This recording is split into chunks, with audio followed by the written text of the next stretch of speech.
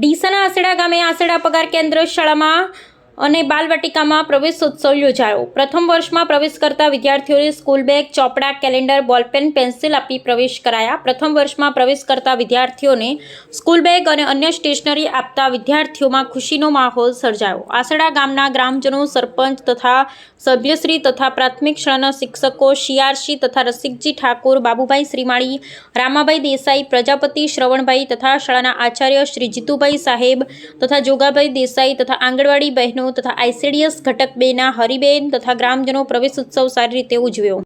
આજ રોજ ગુજરાત સરકાર આયોજિત બાળ પ્રવેશોત્સવ અને કન્યા કેળવણીના ભાગરૂપે ડીસા તાલુકાના આસેડા ગામે આજે બાલવાટિકા અને ઓગણવાડીના બાળકોને પ્રવેશ આપવાનો કાર્યક્રમ યોજાયેલો હતો, જેની અંદર તાલુકામાંથી હરિબેન ચૌધરી, મારી સાથે દેસાઈ જોગાભાઈ, ગામમાંથી સરપંચશ્રી, ગામના સૌ વડીલાગણો ઉપસ્થિત રહી બાળકોને નવીન કાર્યક્રમ પ્રવેશોત્સવ કાર્યક્રમ